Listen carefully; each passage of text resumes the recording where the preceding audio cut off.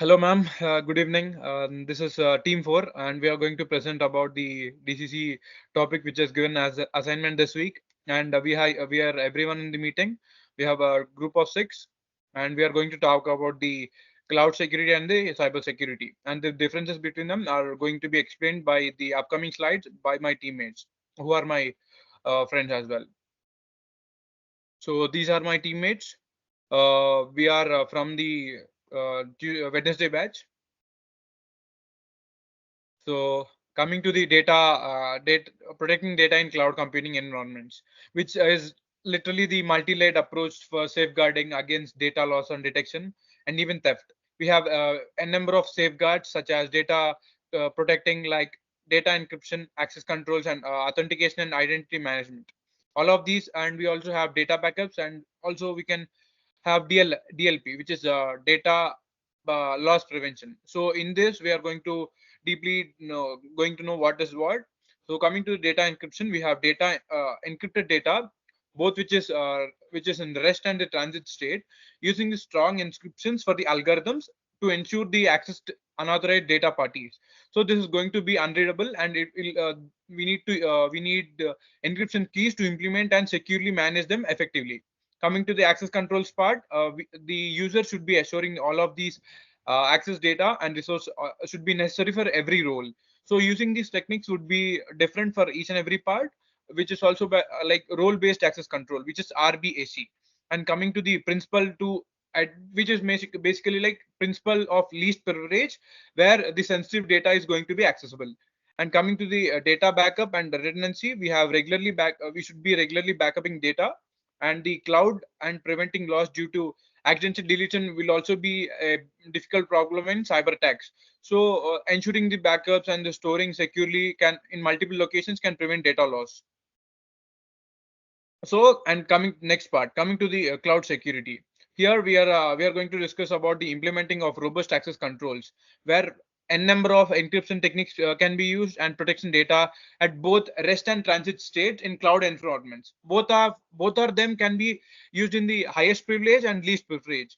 So the multi-factor authentication, which is MFA, is also to use the verification of the user identities and to enforce the principle of least privilege, where which is also like vendor security assurance, where everything is togetherly ensured to measure the safety and togetherly implemented by cloud service, where all the monitor cloud environments are checking if there any we have any suspicious activities or something like that, and we can even identify the vulnerabilities. And coming to the utilizing strong authentications, we have a number of methods like data loss prevention, which I've talked in the previous slide, and the data backups and the redundancy, where the system events and network trafficking and the facility incident or something like suspicious attacks and potential attack breaches. There are a number of ways that can be having various, we can say like loopholes or something like that. So this is where we need to cover, and these are the main points which we need to cover in the cloud security. And the coming slide would be presented by my friend, which is Shaker. Thank you. Yep, thank you, Nikhil. And coming to the cybersecurity principles, it includes various types of principles such as a threat, vulnerability, and risk. And coming to the threat, that was an act performed by the individuals with harmful intent to the system. And coming to the vulnerability, it was nothing but a weakness that was present in the system or the server. And coming to the risk was in potential damage when threat was caused by vulnerability that damage can be financial either or non-financial. Coming to the next slide, yep, and coming to the threats in the cloud environments, there are most common threats were found in the cloud security. Then those are the intentional attacks and the DOS attack, in the sense denial of service attack and data breaches and insider threats, hijacking, malware infections, loss of research, insufficient access management, and shared technology, and misconfigured cloud storage, which were attacked by the hackers to cause damage to the system. And these threats may be intentional or unintentional. Either it may cause damage to the system or server or the instances in the cloud environment. That's it, I think. Yeah, hello guys. My name is Dinesh, and now I was explaining these slides. we're having some vulnerabilities in cloud environment, which is identification, risk assessment, remediation, vulnerability assessment report, and rescan and WAP. And regarding these things, we are having some best practices for cloud security, which we show in this figure, such as choose an established and secure cloud provider, understand security and compliance responsibilities, harden security and access, understand data encryption for your cloud provider, develop policies and training, audit access and usage, and the last one was respond to security issues. And remaining slides will be continued by my friend Bharat. Okay, thank you, Dinesh. Here I am going. Actually, my topic was emerging trends in cloud security. And the emerging trends in cloud refers to new developments and practices aimed at enhancing security within cloud computing environments, such as identity and access management, which uses data to identify the user from the cloud database. And threat protection and information protection was focused on controlling the threats by installing safeguards to prevent them. Cloud security safeguards focused on installing firewall to prevent from attackers. And insider risk management was focused on mitigating the risk that was caused by inside individuals to prevent the risk attack. Okay, and our next slide was CIA triad. CIA triad consists of confidentiality, integrity, and availability. And it was a triad which was focused on providing security to the information which that present in system or server. Confidentiality is a process of encryption of data to prevent from unauthorized users to access it. And integrity means that the data or information in your system is maintained so that it's not modified or deleted by unauthorized parties. And availability focused on maintaining and providing the information when it was needed. That's all from my side. And next slides are taken by my friend Manikanta. Hello everyone, my name is Manikanta. Coming to the robust security measures, it is such as encryption, firewalls, and access controls, which prevent unauthorized access and keep sensitive data safe. Coming to the next, implementation of robust security measures.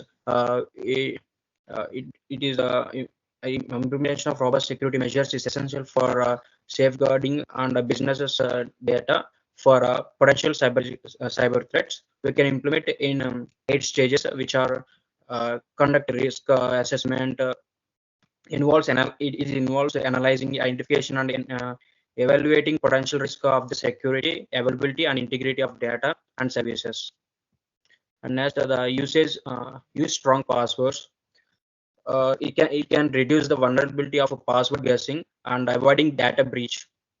And next is encrypt your data and implementing firewalls and antivirus software to prevent the websites and everything. Then regular updates and path software and training your employees it is very important stage where every employee can learn about the security hacks and everything, like phishing emails and everything.